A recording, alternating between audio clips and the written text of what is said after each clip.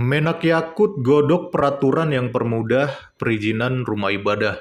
Cukup satu rekomendasi. Puji Tuhan, akhirnya Menteri Agama turun tangan juga.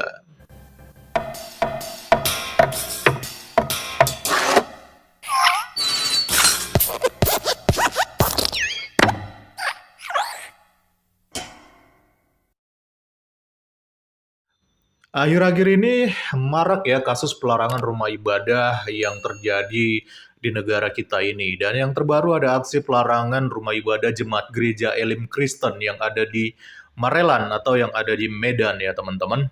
Jadi aksi pelarangan ini dilakukan oleh sekelompok golongan yang tidak terima ya Jemaat Gereja Elim Kristen ini untuk beribadah di sebuah mall yaitu Mall Sujuya yang ada di Marelan.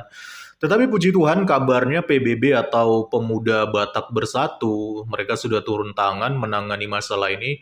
Bahkan juga Wali Kota Medan yaitu Pak Bobi juga kabarnya juga sudah turun tangan menengahi masalah ini. Ya semogalah semuanya baik-baik saja dan kita semua mendapatkan kesetaraan hak beribadah di negara kita ini ya teman-teman. Secara khusus juga buat saudara-saudara kita yang ada di Marelan atau yang ada di Medan ini teman-teman.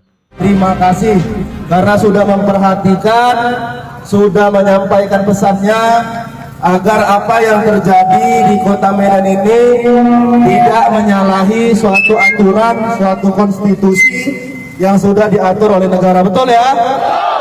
Jadi bukan saya saja yang pengen dengar, tapi seluruh masyarakat kota Medan juga pengen dengar.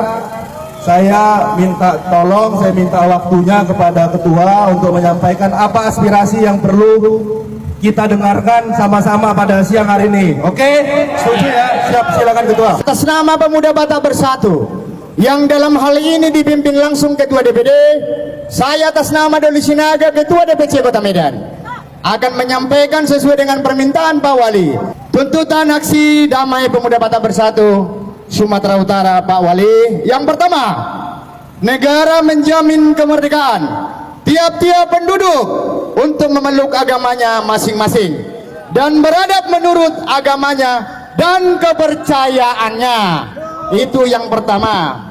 Yang kedua, jangan ada lagi kaum-kaum radikalisme, intoleran, karena berbahaya bagi perdamaian di Indonesia, khususnya kota Medan yang kita cintai Pak Wali Kota Medan.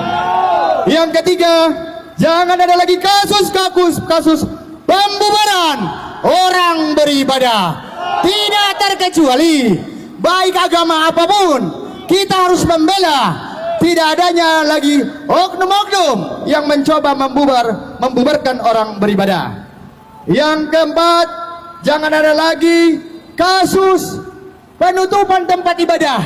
Ini juga bagian daripada tuntutan kita bersama. Yang kelima, pemerintah harus bisa menjadi fasilitator tempat dengan adanya berita atau video yang beredar. Yang keenam, pemerintah harus bisa menjalankan makna pasal 29 ayat 2 Undang-Undang Dasar 1945 bahwa negara menjamin kemerdekaan penduduknya untuk beragama dan beribadah.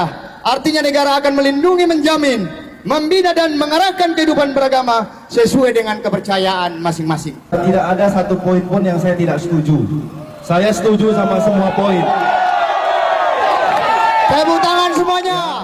Nah mungkin karena maraknya kasus-kasus seperti ini, baru-baru ini Kementerian Agama yang dipimpin oleh Gus Yakut ternyata sudah merencanakan sesuatu agar persoalan ini bisa segera diatasi.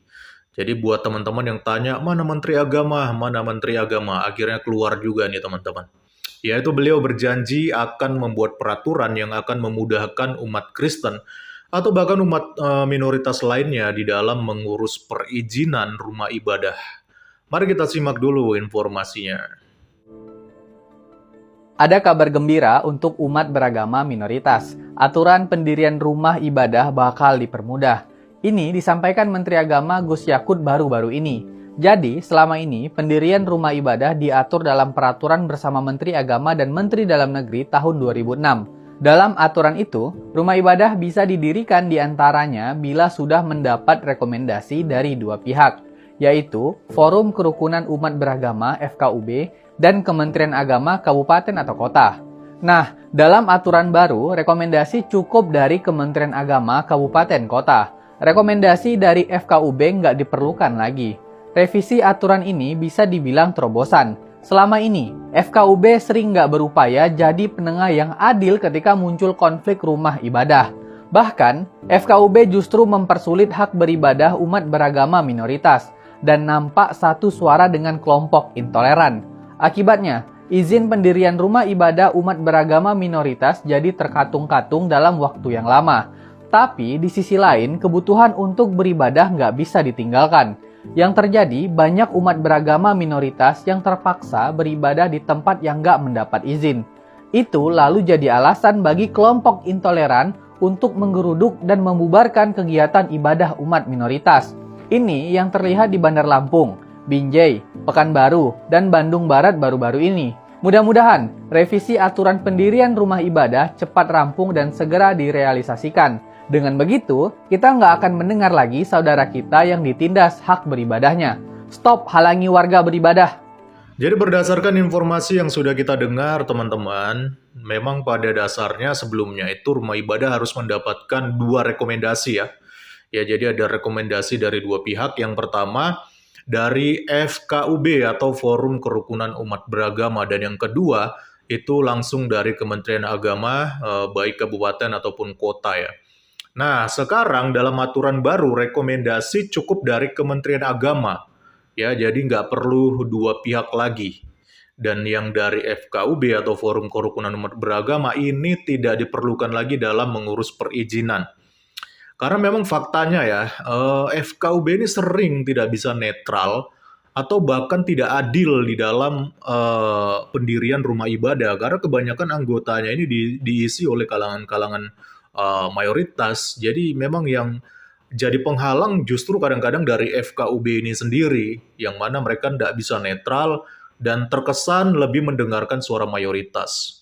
Nah, jadi ini rencana Gus Yakut di dalam merevisi izin pendirian rumah ibadah. Ya, walaupun SKB 2 Menteri pada kenyataannya tidak jadi dihapus, tapi setidaknya kita harus tetap bersyukur ya teman-teman, karena syarat mendirikan rumah ibadah nantinya akan lebih mudah dibanding sebelumnya. Karena hanya membutuhkan rekomendasi dari Kementerian Agama dan FKUB itu sudah tidak diperlukan lagi. Ya, semoga aja rencana pendirian rumah ibadah ini bisa segera direalisasikan ya, agar kedepannya bisa meminimalisir kaum intoleran untuk melarang ataupun membubarkan ibadahnya umat minoritas ya. Jangan sampai hal ini ya hanya sekedar menjadi wacana untuk mengambil hati umat minoritas. Sebagaimana kita tahu ya, ini kan sudah mendekati tahun-tahun politik nih. Nah, takutnya wacana-wacana seperti ini nih nggak terrealisasi gitu, hanya untuk cari panggung, cari perhatian ya. Ya, apalagi saya yakin ya, rencana Kementerian Agama ini pasti tidak akan berjalan dengan mudah begitu saja. Ini pasti akan mendapatkan pertentangan atau bahkan akan mendapatkan kritik dari kelompok-kelompok lain ya, secara khusus ya seperti kita tahu ada MUI atau bahkan ormas-ormas Islam lainnya. Mereka ini pasti tidak akan tinggal diam. Kita tunggu aja nanti reaksinya. Tapi pada intinya kita tetap mendukung dan doakan ya teman-teman, supaya rencana Menteri Agama di dalam mempermudah perizinan rumah ibadah ini bisa segera terwujud. Jangan cuma sekedar wacana ya. Mari kita nantikan, mari kita dukung dan doakan supaya hal ini benar-benar bisa segera diwujudkan agar negara kita ini lebih aman, lebih tentram di dalam menjalankan ibadahnya masing-masing. Salam kritis, Tuhan Yesus memberkati. Shalom.